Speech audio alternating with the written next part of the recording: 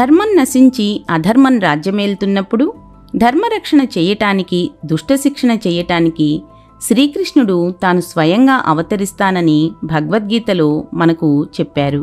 కాలాలు మారినా, యుగాలు మారినా, అధర్మం ఎంత పెరిగినా చివరికి ధర్మమే గెలుస్తుంది అని తెలియచేసేవి ఈ దశావతార కథలు. ఏ యుగంలో అయినా ధర్మానికి భంగం కలిగినప్పుడు లోక కళ్యాణం కోసం ధర్మరక్షణ, దుష్టశిక్షణ చేయటానికి శ్రీ మహావిష్ణువు దశావతారాలను ధరించారు.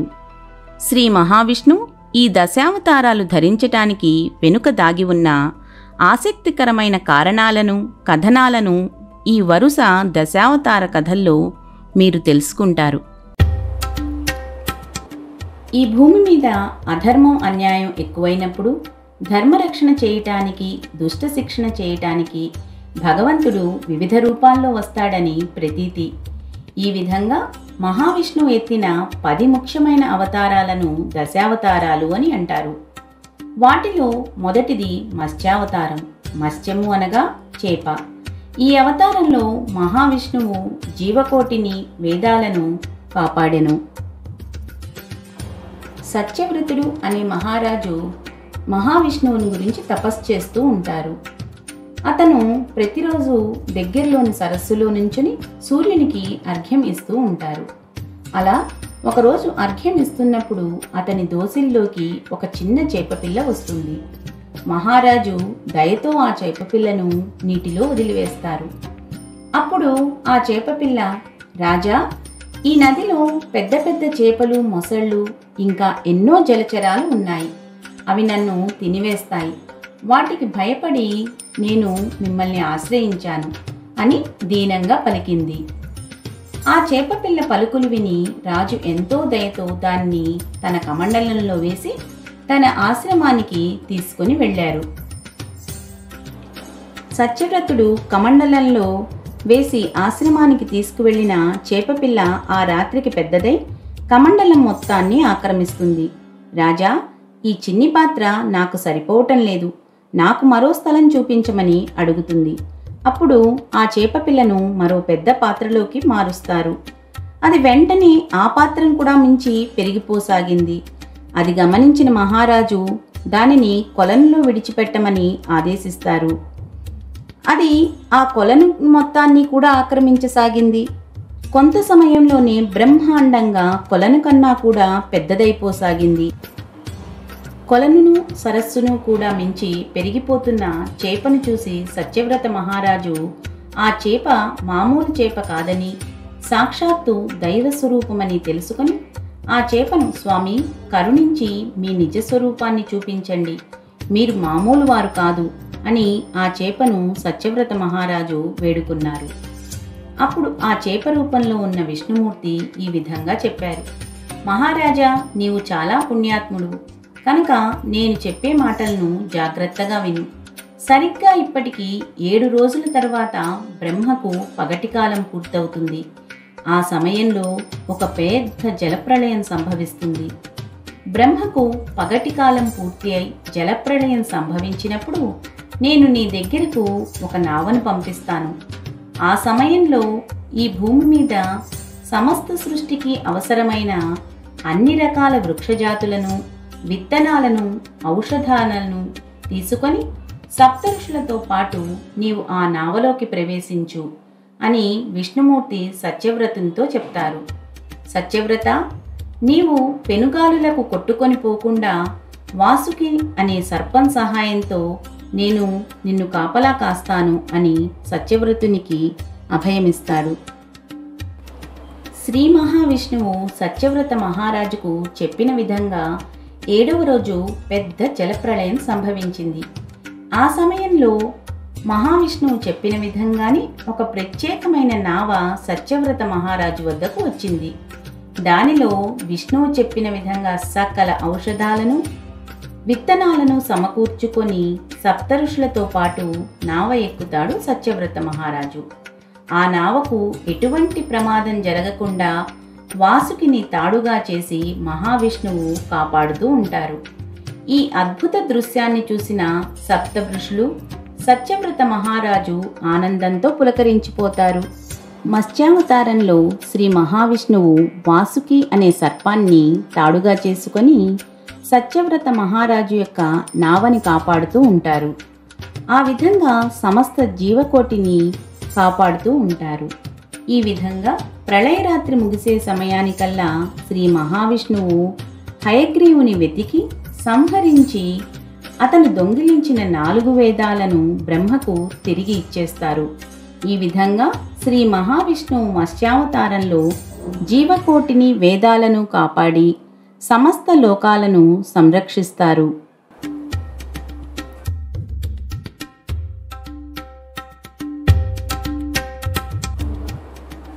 దశావతారాల్లో రెండవ అవతారం కూర్మావతారం.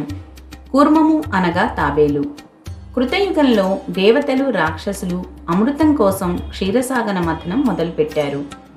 మందరగిరి పర్వతాన్ని కవ్వంగా చేసుకొని వాసుకి అనే సర్పాన్ని తాడుగా చేసుకొని దేవతలు రాక్షసులు పాల సముద్రాన్ని చిలుకుతూ ఉండగా మందరగిరి సముద్రంలోకి జారిపోతూ ఉంది. సముద్ర మథనానికి ఆటంకం కలిగింది. ఈ ఆటంకం నుంచి బయటపడేలా అనుగ్రహించమని దేవతలు మహావిష్ణువును వేడుకొన్నారు. క్షీరసాగర మథనానికి సహకరించమని దేవతలందరూ శ్రీహరిని ప్రార్థించగా సముద్రంలో 1,00,000 యోజనాల వెడల్పు గల వీపు భాగంతో బ్రహ్మాండాన్ని మింగగలిగిన నోరుతో గట్టి కాళ్లతో పద్మముల వంటి కళ్లతో అతి సుందర రూపంతో మహావిష్ణువు కూర్మ రూపం ధరించి దేవతలను రక్షించుటకు అవతరించారు. అలా తాబేలు రూపం ధరించి మందర పర్వతాన్ని తన వీపు మీద పెట్టుకొని దేవదానవులు పాల సముద్రాన్ని మధించినంతసేపు వారికి సహకరించి క్షీరసాగర మథనం దిగ్విజయంగా పూర్తి కావటానికి శ్రీ మహావిష్ణువు దేవతలకు సహకరించారు. మందరగిరి పర్వతం సముద్రంలో మునిగిపోకుండా కాపాడారు శ్రీ మహావిష్ణువు. దేవతలు రాక్షసులు క్షీరసాగరాన్ని మధిస్తున్నప్పుడు పాలకడలి నుండి మొదట హాలాహలం వచ్చింది. అప్పుడు దేవతలందరూ శివుడిని ప్రార్థించగా ఆ పరమేశ్వరుడు దయామయుడై ఆ కాలకూట విషాన్ని సూక్ష్మ రూపంలో తన కంఠమునందు నిలిపాడు. అప్పటి నుంచి శివుడు గరళకంఠుడిగా పేరు పొందారు. ఆ తరువాత పాలసముద్రాన్ని చిలికినప్పుడు వరుసగా కామధేనువు, అశ్వము, పారిజాత వృక్షం, శ్రీ మహాలక్ష్మి ఒకదాని వెంట ఒకటి వచ్చాయి. చివరికి క్షీరసాగర మథనంలో దేవతలు రాక్షసుల కృషికి ఫలితంగా అమృత కలశం లభించింది. అప్పుడు ఆ అమృతం రాక్షసుల పాలు కాకుండా శ్రీ మహావిష్ణువు జగన్మోహినిగా వారిని మభ్యపెట్టి అమృతాన్ని దేవతలకే అందచేసెను. దేవదానవులు క్షీరసాగర మథనం చేస్తున్నప్పుడు శ్రీ మహావిష్ణువు కూర్మావతారంలో వారికి సహకరించెను. అప్పుడు ఉద్భవించిన అమృత కలశం రాక్షసుల పాలు కాకుండా శ్రీ మహావిష్ణువు జగన్మోహినిగా వారిని మభ్యపెట్టి అమృతాన్ని దేవతలకే అందచేసెను. దుష్టులైన రాక్షసులకు అమృతం లభిస్తే అన్ని లోకాలకు వినాశనం తప్పదని గ్రహించిన శ్రీ మహావిష్ణువు వారికి ఒక్క చుక్క కూడా అమృతం అందకుండా చేసెను. ఆ విధంగా దేవతలనే కాకుండా లోకాలను కూడా కాపాడారు. శ్రీ మహావిష్ణువు కూర్మావతారంలో దుష్ట శిక్షణ శిష్టరక్షణ ఈ విధంగా గావించెను. ప్రపంచంలోనే ఏకైక కూర్మ దేవాలయంగా చెప్పబడుతున్న పుణ్యక్షేత్రం శ్రీకూర్మం. ఇతిహాసాల ప్రకారం వైశాఖ మాసంలో వచ్చే పౌర్ణమి తిథి రోజును కూర్మ జయంతిగా జరుపుకుంటారు. దశావతారాల్లో మూడవది వరాహావతారం. భూమిని కాపాడటానికి మహావిష్ణువు వరాహావతారాన్ని ఎందుకు ఎంచుకున్నారు? ఈ అవతారం మనకు ఏం ప్రబోధిస్తోంది? ఆ విశేషాలను మనం ఇప్పుడు తెలుసుకుందామా?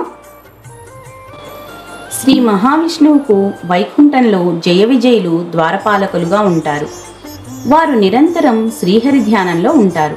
పరమ విష్ణు భక్తులు. వీరు అనుమతితోటే దేవతలు, మునులు, ఋషులు అందరూ కూడా శ్రీహరి దర్శనం చేసుకుంటారు. దేవతలందరికీ కూడా మేము అనుమతిస్తేనే శ్రీ మహావిష్ణువు దర్శనమని, మేము గొప్పవారమని జయ విజయులకు కించిత్తు అహంకారం ఉండేది.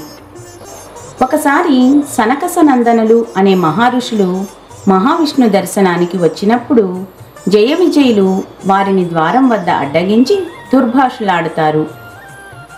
దానికి ఆ మహారుషులు ఆగ్రహించి వారిని భూలోకానికి వెళ్ళమని శపిస్తారు. అప్పుడు జరిగిన దానికి చింతించి జయ విజయులు వారిని నిరంతరం విష్ణు ధ్యానం నుంచి దూరం చేయవద్దని ఆ మహారుషులను వేడుకుంటారు. అప్పుడు అక్కడికి లక్ష్మీ సమేతుడై వచ్చిన విష్ణుమూర్తి పరిస్థితిని గ్రహించి ఆ మహారుషులతో ఈ విధంగా చెప్తారు: ఓ మహారుషులారా, జయ విజయులు చేసిన తప్పుకు శిక్ష అనుభవించక తప్పదు. వీరిద్దరూ సంతోషంగా భూలోకానికి వెళ్తారు. వారు అహంభావంతో ప్రవర్తించారు కాబట్టి లోభమోహాలతో భూలోకంలో రాక్షసులుగా నాపై విరోధభావంతో దేవతలకు మానవులకు ఆపదలు కలిగిస్తూ లోకకంఠకులుగా జీవిస్తారు. చివరికి నన్నే ఎదిరించి నాతో యుద్ధం చేసి రాక్షస భావాలను తొలగించుకుని తిరిగి పాపరహితులై వైకుంఠ ప్రాప్తిని పొందుతారు. ఈ విధంగా 3 జన్మలలో వారు పూర్తిగా పాపరహితులు అవుతారు అని విష్ణుమూర్తి వారికి చెబుతారు. ఆ శాపము వలన జయ విజయులే కృతయుగంలో హిరణ్యాక్ష హిరణ్యకశిపులుగా జన్మిస్తారు.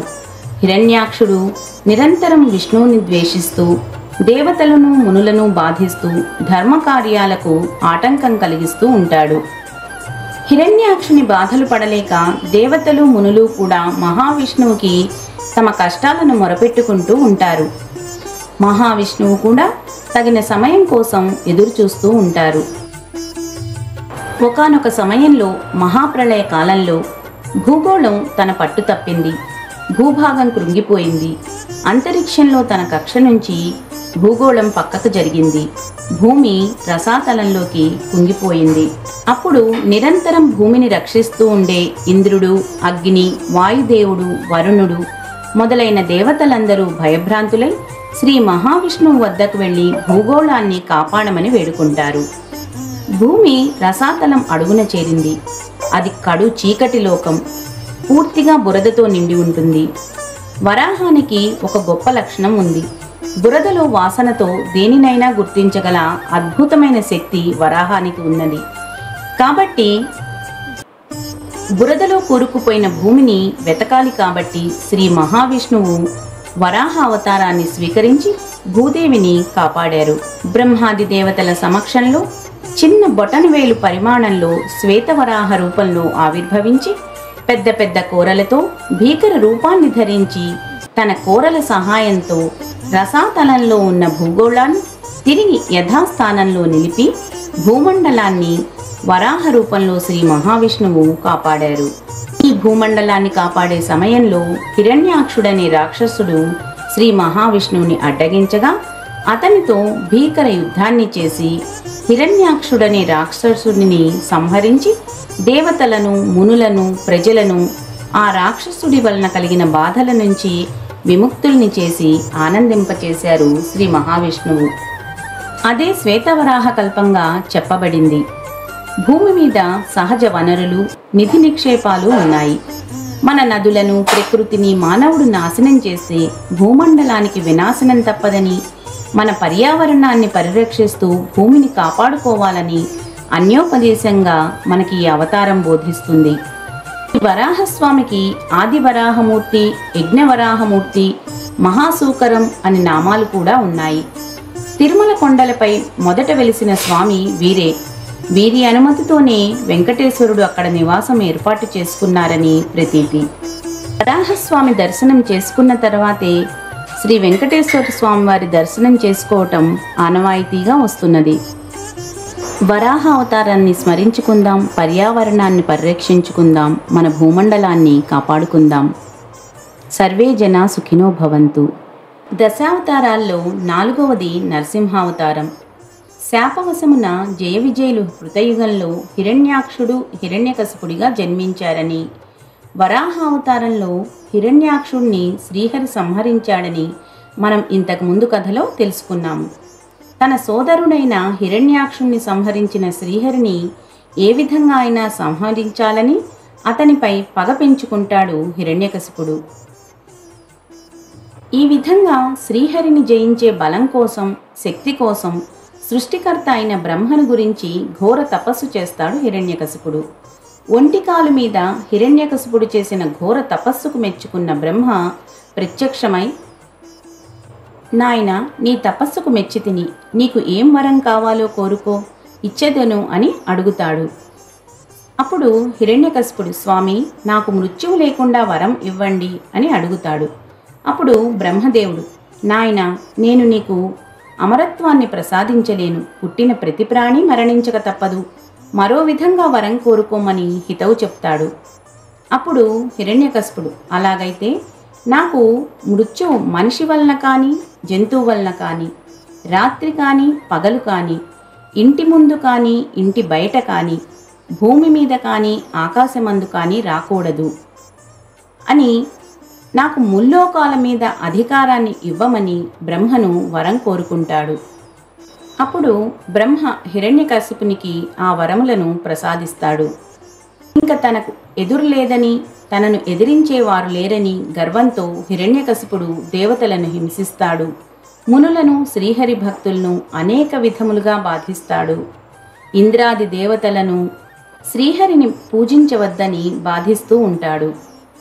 అప్పుడు దేవతలు, మునులు శ్రీహరిని ఈ బాధల నుంచి విముక్తి కలిగించమని వేడుకుంటారు. కొంతకాలానికి హిరణ్యకశిపుడు, లీలావతి దంపతులకు ప్రహ్లాదుడు జన్మిస్తాడు.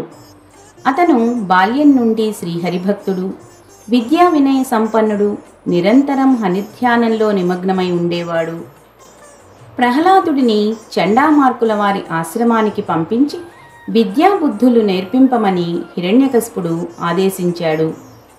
వారి వద్ద ఎంతో బుద్ధిగా అన్ని విద్యలను నేర్చుకొని సర్వం విష్ణుమయమని, విష్ణువే సత్యమని తండ్రికి చెప్తాడు.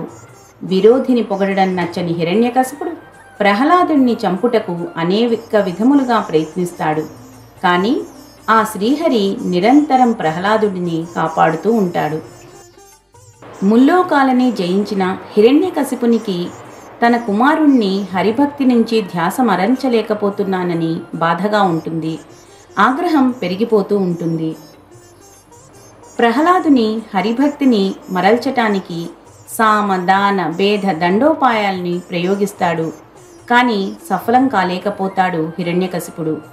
ఈ విధంగా కొంతకాలం గడిచిన తర్వాత ఒకరోజు ఆగ్రహంతో హిరణ్యకశిపుడు, ప్రహ్లాద, ఎక్కడ నా విరోధిని చూపించు, నన్ను చూచి భయపడి ఎక్కడ దాక్కున్నాడు మీ శ్రీహరి అని గద్దించగా, తండ్రి, శ్రీహరి సర్వాంతర్యామి, ఇక్కడ అక్కడ అని కాదు, భగవంతుడు అంతటా ఉంటాడు అని పలుకుతాడు బాలప్రహ్లాదుడు. అయితే ఈ స్తంభంలో ఉన్నాడేమో చూపగలవా అని గద తీసుకొని రాజప్రాసాదంలో ఉన్న ఒక స్తంభమును గట్టిగా కొడతాడు హిరణ్యకశిపుడు. ఆ స్తంభం బద్దలై దాని నుండి శ్రీహరి నరసింహావతారంలో ఉగ్ర రూపంలో బయటికి వస్తాడు. హిరణ్యకశిపుడు ఆ వింత ఆకారంను చూసి ఇది మనిషి కాదు, మృగము కాదు అని భయభ్రాంతుడు అవుతాడు.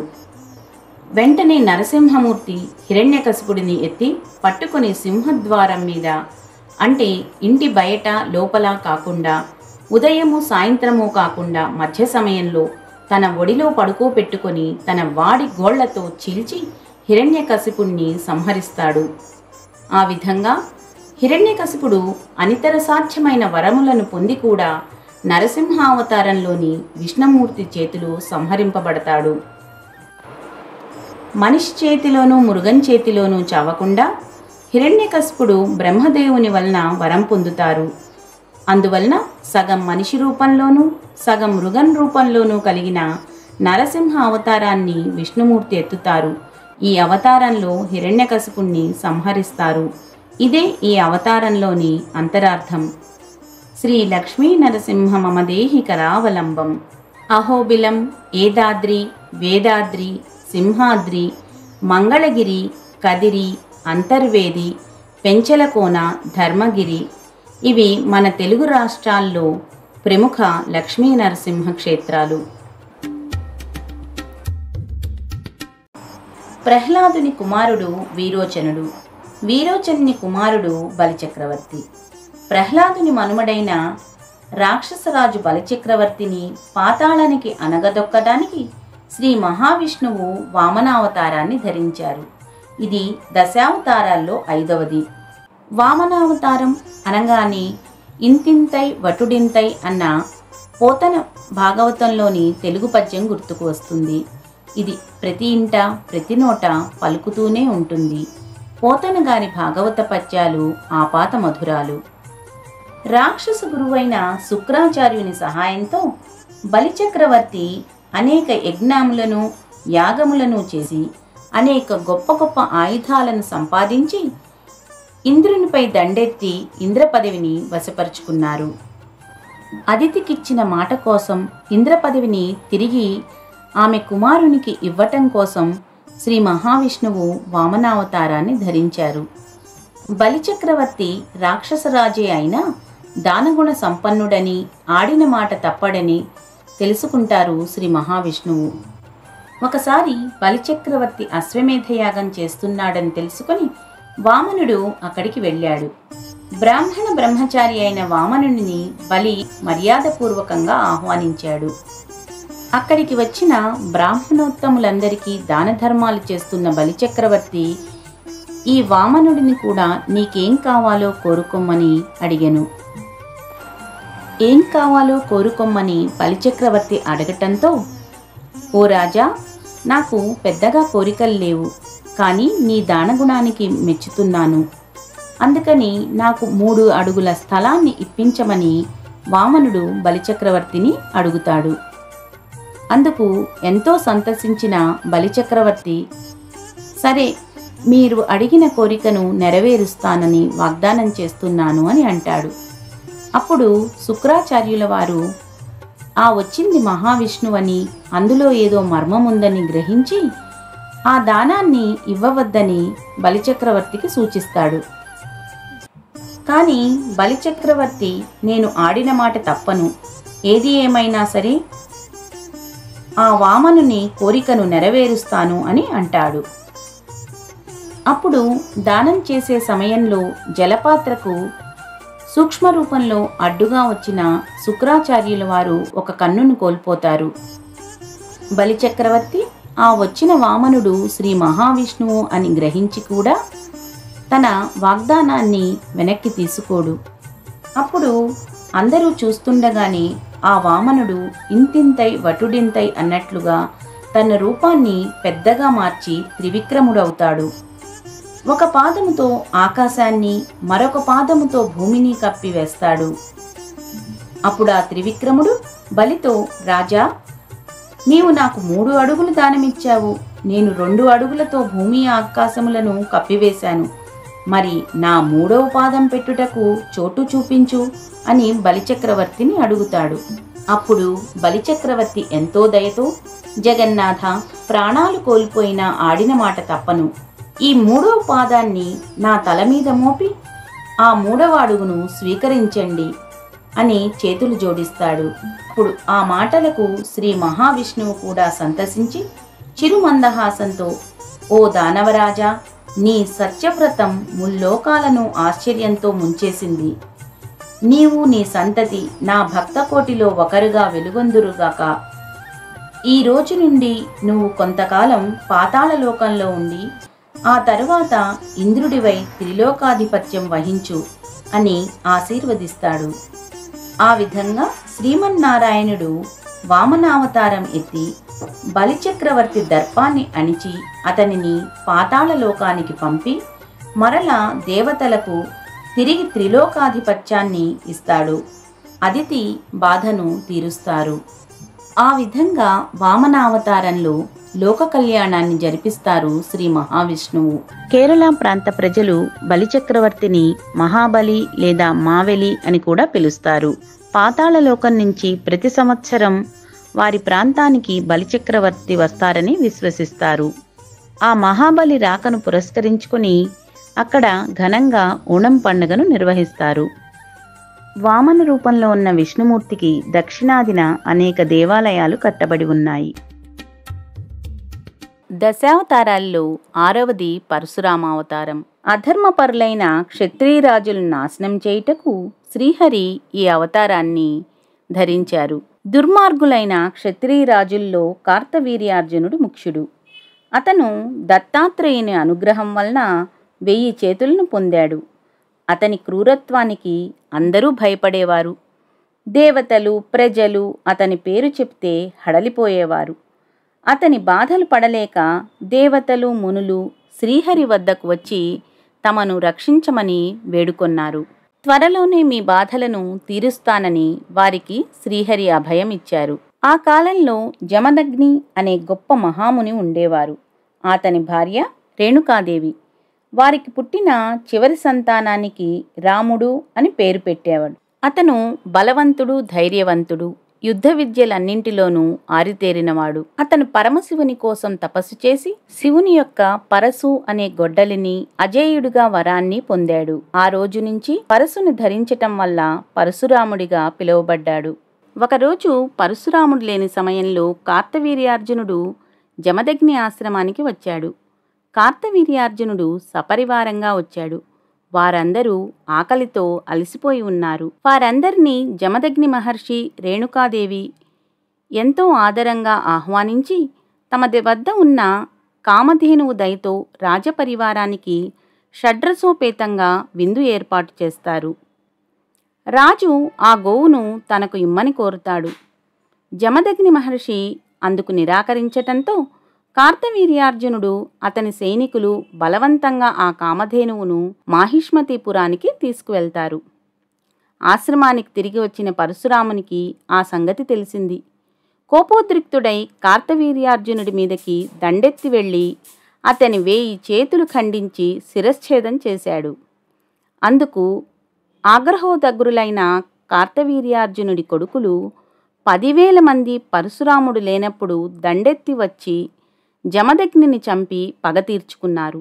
పరశురాముడు తిరిగి ఆశ్రమానికి రాగానే జరిగిందంతా చెప్పి భోరున విలపించింది పరశురాముని తల్లి రేణుకాదేవి. ఆ విధంగా తండ్రిని చూసిన పరశురాముడు ఎంతగానో విలపిస్తాడు. ఆ స్థితికి కారణమైన కార్తవీర్యార్జున్ని కుమారులందర్నీ వెతికి మరీ సంహరిస్తాడు పరశురాముడు. ఆ తరువాత క్షత్రియరాజులమనే అహంకారంతో భోగలాలసులై ప్రజలను పీడిస్తున్న క్షత్రియరాజులందరి మీద 21 సార్లు దండెత్తి వారందరినీ సంహరిస్తాడు. రాజ్యాలను నాశనం చేస్తాడు పరశురాముడు. బాధపడుతున్న అమాయకులైన ప్రజలను కాపాడటానికి క్షత్రియ సంహారం చేస్తూ ప్రజలను రక్షిస్తాడు శ్రీహరి పరశురామ అవతారంలో. ఈ సంహారంలో ఉత్తమ క్షత్రియులు కూడా ఇబ్బంది పడుతున్నారని కశ్యప మహర్షి గ్రహించి పరశురాముని చేత గొప్ప అశ్వమేధ యాగాన్ని చేయింప తలపెడతారు. అప్పుడు పరశురాముడు క్షత్రియ సంహారాన్ని ఆపివేసి అశ్వమేధ యాగాన్ని చేసి భూమంతటిని కశ్యప మహర్షికి దక్షిణగా ఇస్తాడు. అప్పటి నుంచి భూమిని కశ్యపి అని కూడా పిలుస్తారు. పరశురాముడు కశ్యప మహాముని ఆజ్ఞ మేరకు సముద్ర తీరాలకి వెళ్ళి జీవిస్తున్నాడని, ఇప్పటికీ చిరంజీవిగానే ఉన్నాడని ఒక నమ్మిక. ఆ శ్రీహరి ఏదో ఒక విధంగా దుష్ట శిక్షణ, శిష్టరక్షణ గావిస్తూనే ఉంటాడని ప్రజల అపార నమ్మకం.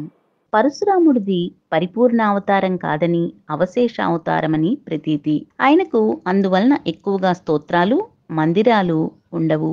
పరశురాముని ప్రస్తావన మహాభారతంలోనూ రామాయణంలోనూ కూడా మనకు కనిపిస్తుంది. మన భారతదేశంలో కేరళ, తమిళనాడు, కొంకణ తీర ప్రాంతాల్లో పరశురామ క్షేత్రాలు ఉన్నాయి. ధర్మం 4 పాదాల నడవటానికి దేవదేవుడు శ్రీ మహావిష్ణు దశావతారాలను దాల్చారు. అందులోని 7వది శ్రీరామావతారం. సనకస నందనాది మునుల శాపం వలన హిరణ్యకశిపుడు, హిరణ్యాక్షుడు రావణ కుంభకర్ణులుగా జన్మించారు. వారు ఎన్నో అకృత్యాలు చేశారు.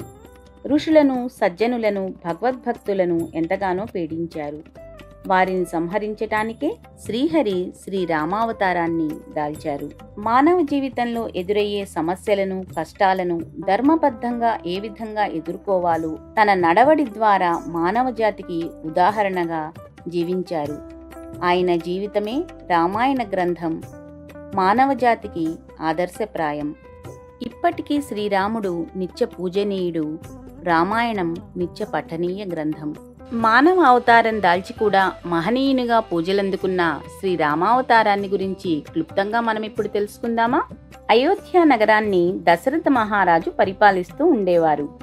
ఆయనకు 3 భార్యలు, కౌసల్య, సుమిత్ర, కైకేయి. ఆయనకు చాలా కాలం సంతానం కలగలేదు. అప్పుడు వారు పుత్రకామేష్టి యాగం చేసిన తర్వాత కౌసల్యకు శ్రీరామచంద్రుడు, కైకేయికి భరతుడు, సుమిత్రకు లక్ష్మణుడు, శత్రుఘ్నుడు జన్మిస్తారు.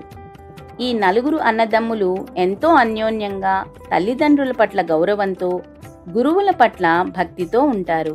రామలక్ష్మణులు విద్యాభ్యాసం పూర్తి అయిన తర్వాత విశ్వామిత్రునితో యాగ సంరక్షణకు వెళ్తారు. అప్పుడు విశ్వామిత్రుడు రామలక్ష్మణులను మిథిలా నగరానికి సీతా స్వయంవరానికి తీసుకువెళ్తారు. అక్కడ శివధనుస్సును విరిచి సీతాదేవిని పరిణయం చేసుకుంటారు శ్రీరామచంద్రుల వారు. ఒక సుముహూర్తాన శ్రీరామచంద్రునికి పట్టాభిషేకం చేద్దామని నిర్ణయిస్తారు.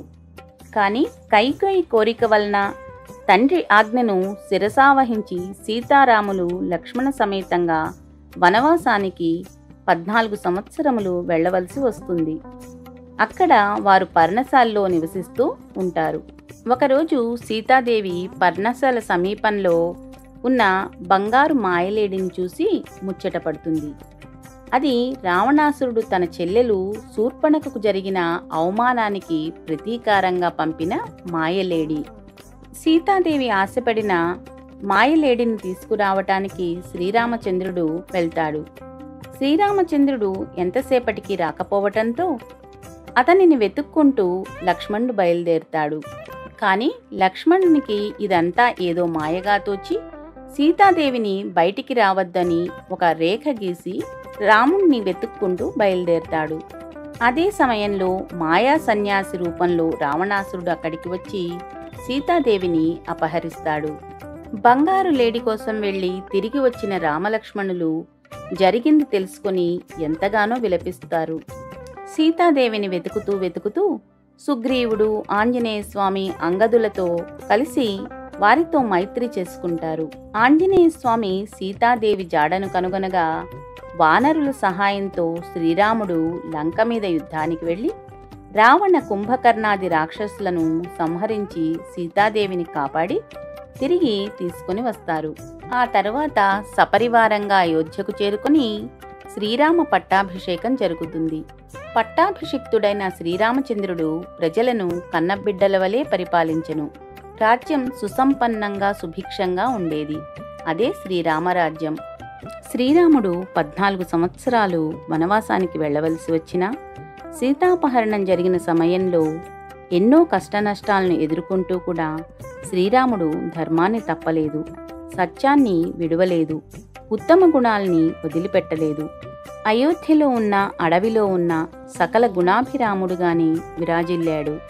అహల్యకు శాప విమోచనం కలిగించిన, శబరిని కరుణించిన, గుహుని ఆదరించిన, సుగ్రీవునితో మైత్రి కొనసాగించిన, మానవులకు ఒక ఉత్తమ జీవన విధానాన్ని సూచిస్తూ ఉంటుంది శ్రీరామావతారం. తనను శరణన్న వారికి శరణాగత వత్సలుడిగా, ఉత్తమ కుమారునిగా, ఆదర్శవంతమైన భర్తగా, సోదర ధర్మాన్ని, స్నేహ ధర్మాన్ని ప్రపంచానికి చాటి చెప్తుంది శ్రీరామావతారం. అందుకే రామావతారం దశావతారాల్లో ప్రత్యేకమైనది. దుష్ట శిక్షణ, శిష్టరక్షణ చేస్తూ మానవ జీవిత విధానాన్ని నిర్దేశిస్తుంది శ్రీరామావతారం. మనందరికీ నాటికి నేటికి కూడా శ్రీరామనామమే తారక మంత్రము. రామాయణమే ఉత్తమ కావ్యంగా విరాజిల్లుతోంది. చైత్రశుద్ధ నవమి నాడు శ్రీరామనవమిగా దేశమంతటా జరుపుకుంటాము. అదే రోజు శ్రీరామ కళ్యాణం, శ్రీరామ పట్టాభిషేకం కూడా జరిగిందని ప్రజలు విశ్వసిస్తారు. ఆ రోజు దేశమంతటా అన్ని దేవాలయాల్లోనూ శ్రీరామ కళ్యాణం జరపటం ఆనవాయితీగా వస్తుంది. దక్షిణాదిలో భద్రాచలం, ఉత్తరాదిలో అయోధ్య ప్రముఖ రామాలయాలు.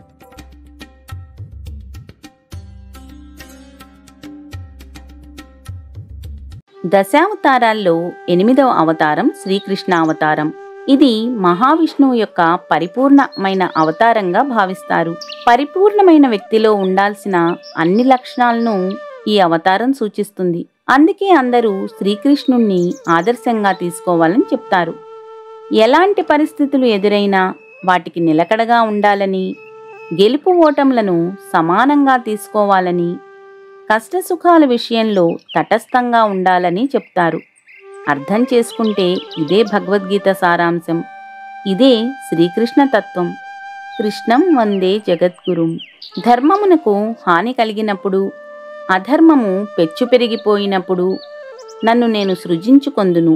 సత్పురుషులను పరిరక్షించుటకు, దుష్టులను రూపుమాపుటకు, ధర్మమును సుస్థిరమునర్చుటకు నేను ప్రతియుగమునందును అవతరించుదును అని శ్రీకృష్ణుడు స్వయంగా అర్జునునితో చెప్తాడు. అందువలన శ్రీ మహావిష్ణువు ప్రతి యుగములోనూ దుష్ట శిక్షణ, శిష్టరక్షణ చేయుటకు ఏదో ఒక రూపంలో అవతరిస్తారని తెలియజేయబడుతున్నది. అదేవిధంగా సనకసనందనాదులచే శపింపబడిన జయ విజయులు ద్వాపర యుగంలో శిశుపాలుడు, దంతవక్త్రులుగా జన్మిస్తారు. శ్రీ మహావిష్ణువు శ్రీకృష్ణునిగా జన్మించి జయ విజయులకు శాప విమోచనం కలుగజేస్తాడు. అదేవిధంగా దుష్ట శిక్షణ, శిష్టరక్షణ గావించటమే శ్రీకృష్ణావతారం. దేవకి అష్టమ గర్భాన జన్మించిన శిశువు కంసుడిని చంపుతాడని ఆకాశవాణి చెప్పగా వినిన కంసుడు దేవకీ వసుదేవులను చెరసాల్లో బంధిస్తాడు. దేవకీ వసుదేవులకు అష్టమ గర్భమున శ్రీకృష్ణుడు జన్మిస్తాడు. భగవంతుని ఆదేశంతో వసుదేవుడు శ్రీకృష్ణుణ్ణి రేపల్లెలోని నందుడు, యశోదల వద్దకు చేరుస్తాడు. వారి వద్ద ఉన్న మాయను దేవకీదేవి వద్దకు తీసుకుని వస్తాడు. దేవకి వద్ద ఉన్న శిశువును కంసుడు సంహరించటానికి ప్రయత్నించగా ఆ మాయా శిశువు, ఓ కంస, దేవకి అష్టమ గర్భంలో పుట్టిన బాలుడు గోకులంలో క్షేమంగా ఉన్నాడు. అతను పెరిగి పెద్దవాడై నిన్ను వధిస్తాడు అని చెప్పి మాయమైపోతుంది. శిశువుగా ఉన్నప్పుడే శ్రీకృష్ణుని వధించాలని భావించిన కంసుడు పూతన అనే రాక్షసిని శ్రీకృష్ణుని సంహరించటానికి పంపిస్తాడు. శ్రీకృష్ణుడు పూతనను చంపివేసి శిశుప్రాయం నుండే తన లీలలను ప్రదర్శిస్తాడు. శ్రీకృష్ణుడు చిలిపి బాలునిగా, వెన్న దొంగగా, గోపికల మనసు దోచుకుంటూ, తలలో నెమలి పింఛంతో, చేతిలో వేణువుతో రేపల్లెలోని ఆబాల గోపాలాన్ని కృష్ణమాయతో మైమరిపిస్తూ ఉంటాడు. గోవులతో, గోపికలతో, గోపబాలురతో ఆనంద పారవస్యంలో మునిగి తేలుతూ ఉంటాడు చిన్ని కృష్ణుడు. శ్రీకృష్ణుని అల్లరి చేష్టలు భరించలేక రేపల్లె వాసులంతా యశోదకు మొరపెట్టుకోగా, అమ్మా, నేను వెన్న దొంగిలించి తినలేదు, కావాలంటే నా నోరు చూడు అని తల్లి యశోదకు సమస్త భూమండలాన్ని తన నోటిలో చూపిస్తాడు. చిటికెన వేలితో గోవర్ధనగిరిని ఎత్తి గోకులాన్ని రక్షిస్తాడు. వేణుగానంతో గోపికలను, గోవులను అలరిస్తాడు. ఒకటా రెండా ఎన్నో శ్రీకృష్ణ లీలలతో రేపల్లెవాసులు శ్రీకృష్ణ తన్మయత్వంలో మునిగి తేలుతూ ఉంటారు. శ్రీ మహావిష్ణువు కృష్ణావతారంలో కంసుడు, శిశుపాలుడు, దంతవక్త్రుడు, నరకాసురుడు, మురాసురుడు వంటి అనేక మంది రాక్షసులను వివిధ సందర్భాల్లో సంహరించి దుష్ట శిక్షణ, శిష్టరక్షణ గావిస్తూ ఉన్నారు. పాండవులకు, కౌరవులకు జరిగిన కురుక్షేత్ర సంగ్రామంలో ధర్మబద్ధంగా ఉన్న పాండవులకు సహకరించారు శ్రీకృష్ణుడు. మహాసంగ్రామ ప్రారంభంలో అర్జునుడు కౌరవ సైన్యంలో ఉన్న తన మిత్రులను, బంధువులను చూసి వారితో యుద్ధం చేయటానికి మనసు అంగీకరించక దిగులుబడి కూర్చున్నాడు. అది చూసిన శ్రీకృష్ణుడు అర్జునునికి కర్మ సిద్ధాంతమును బోధించారు. దీనిని భగవద్గీత అంటారు. ఇది శ్రీకృష్ణుడు మానవజాతికిచ్చిన గొప్ప వరము. ధర్మ సంస్థాపన కోసం, మానవజాతి మనుగడ కోసం, మానసిక వికాసం కోసం, స్ఫూర్తి కోసం, శ్రీకృష్ణ తత్వాన్ని పూర్తిగా తెలుసుకోవటం కోసం ప్రతి ఒక్కరూ భగవద్గీతను చదవాలి, ఆచరించాలి. కురుక్షేత్ర సంగ్రామంలో కౌరవులు పూర్తిగా నశిస్తారు. దుర్మార్గులైన రాజులు నశిస్తారు. భూభారమైన రాక్షసులను సంహరించి శ్రీకృష్ణ అవతార లక్ష్యం పూర్తి అవటంతో శ్రీకృష్ణుడు తన అవతారాన్ని చాలించి వైకుంఠానికి చేరుకుంటారు. శ్రీ మహావిష్ణువు కృష్ణావతారంలో చిలిపి బాలునిగా, వెన్న దొంగగా, చేతిలో వేణువుతో, తలలో నెమలి పింఛముతో, రాధా గోపిక మనోహరునిగా, రుక్మిణి సత్యభామాది అష్టమహిషుల ప్రభువుగా, గోపికల మనసు దోచుకున్నవాడిగా, యాదవరాజుగా, అర్జునుని రథసారథిగా, పాండవ పక్షపాతిగా, భగవద్గీతా ప్రబోధకునిగా, తత్వోపదేశకునిగా, దేవదేవునిగాను, చారిత్రక రాజనీతిజ్ఞునిగాను ఇలా బహువిధములుగా శ్రీకృష్ణుని రూపం, వ్యక్తిత్వం, దైవత్వం మన తెలుగు కావ్యాలలో చిత్రీకరింపబడ్డాయి. శ్రీకృష్ణుడు రేపల్లె నుంచి కురుక్షేత్ర సంగ్రామం దాకా కూడా ఎప్పుడూ చిరునవ్వులు చిందిస్తూ ఉంటాడు. ఆనంద పారవస్యుడిగా కనిపిస్తాడు. ధర్మబద్ధంగా నీ కర్తవ్యాన్ని నిర్వర్తించు, ఫలితాన్ని నాకు వదిలేయమని ప్రపంచానికి బోధిస్తాడు. గెలుపు ఓటములను, కష్టసుఖాలను సమానంగా తీసుకోవాలని, మానవ జీవిత పరమార్థాన్ని లోకానికి చాటి చెప్పారు శ్రీకృష్ణులు. అదే శ్రీకృష్ణ తత్వం, అదే జీవిత పరమార్థం, అదే భగవద్గీత సారాంశం. వసుదేవ సుతం దేవం కంసచాణూరమర్దనం దేవకీ పరమానందం కృష్ణం వందే జగద్గురుం. పరిపూర్ణ అవతారమైన శ్రీకృష్ణ అవతారంలో భారతదేశమంతా వివిధ రూపాలలో శ్రీకృష్ణుడు పూజలందుకుంటూ ఉంటాడు. పూరి, ద్వారక, ఉడిపి, గురువాయూర్, బృందావనం వంటివి ప్రముఖ శ్రీకృష్ణ దేవాలయాలు. శ్రావణమాసం బహుళ అష్టమి రోహిణి నక్షత్రం రోజు దేవకీ వసుదేవులకు శ్రీకృష్ణుడు జన్మించారు. ఆ రోజున భారతదేశమంతటా ఆబాలగోపాలం ఆనంద పారవస్యంతో శ్రీకృష్ణ జన్మాష్టమి వేడుకలను ఘనంగా జరుపుకుంటారు. ఉట్టి కొడతారు. మహాపదార్థాలను నివేదనగా భగవంతునికి సమర్పిస్తారు. ఆనంద పారవస్యంలో, శ్రీకృష్ణ తత్వంలో ప్రజలంతా మునిగి తేల్తారు. చిన్నపిల్లలను శ్రీకృష్ణునిలాగా, గోపికల్లాగా అలంకరించి ఆనందిస్తారు. శ్రీకృష్ణ తత్వాన్ని సదా స్మరించుకుంటూ ఉంటారు.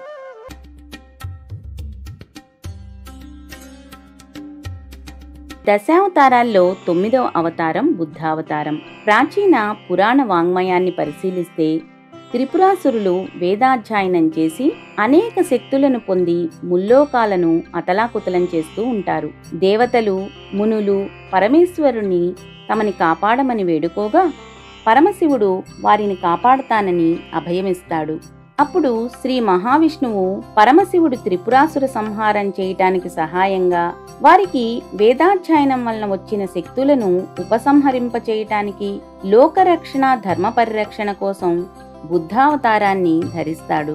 శ్రీ మహావిష్ణువు ఒక సమ్మోహనమైన రూపంతో అశ్వత్థ వృక్షం కింద కూర్చొని త్రిపురాసురులకు, రాక్షస స్త్రీలకు కూడా బోధనలు చేస్తాడు. ధర్మాలను, అహింసా ధర్మాన్ని బోధిస్తాడు. అతని బోధనల వలన, అతని మాయలో పడి వారు తమ ధార్మిక కార్యక్రమాలను వదిలివేస్తారు. దానితో త్రిపురుల బలం క్షీణిస్తుంది. అప్పుడు పరమశివుని చేతిలో త్రిపురులు హతమవుతారు. ఇది కేవలం విష్ణుమూర్తి యొక్క ఒక లీలావతారం మాత్రమే అని మనం పురాణాల ప్రకారం తెలుసుకుంటాము. అందువలన దీని గురించి ప్రత్యేకమైన అంశాలు ఎక్కువగా కనపడవు. ఈ బుద్ధ భగవానుడు, బౌద్ధ మతాన్ని స్థాపించిన గౌతమ బుద్ధుడు ఇద్దరూ వేరువేరు అని, వేరువేరు కాలాలకు చెందినవారు అని మనకు మన పురాణాలు, చారిత్రక ఆధారాలను బట్టి తెలుస్తుంది. ఇద్దరూ వృక్షం కింద కూర్చొని ధర్మాన్ని బోధించటం, దానితో పాటు మరికొన్ని సారూప్యాలు కూడా ఉండటం వలన గౌతమ బుద్ధుణ్ణి దశావతారాల్లోని బుద్ధావతారంగా కొందరు అనుకుంటారు. దీనిని గురించి భిన్నాభిప్రాయాలు కూడా ఉన్నాయి. గౌతమ బుద్ధుడు నేపాల్లోని లుంబిని ప్రాంతంలో క్రీస్తుపూర్వం 563వ సంవత్సరంలో జన్మించాడు. శుద్ధోధనుడు, మాయాదేవి దంపతులకు గొప్ప రాజవంశంలో జన్మించాడు. ఇతనికి సిద్ధార్థుడు అని పేరు. ప్రాపంచిక విషయాల పట్ల విరక్తి చెందిన సిద్ధార్థుడు గయా ప్రాంతంలో బోధి వృక్షం కింద జ్ఞానోపదేశం పొందాడు. అప్పటి నుంచి బౌద్ధ మతాన్ని స్థాపించి ప్రపంచానికి అహింసా ధర్మాన్ని ప్రబోధిస్తూ బుద్ధుడిగా ప్రసిద్ధుడయ్యాడు. ఆ ప్రాంతాన్ని బుద్ధగయగా పిలుస్తారు. భగవంతుడు ఏ రూపంలో ఉన్నా, ఏ కాలంలో ఉన్నా ధర్మాన్ని ప్రబోధిస్తూ, దుష్ట శిక్షణ, శిష్టరక్షణ చేస్తూ ధర్మ పరిరక్షణ గావిస్తూనే ఉంటాడు. కల్కి అవతారము దశావతారాల్లో 10వ అవతారము అని హిందువుల విశ్వాసము. కలియుగ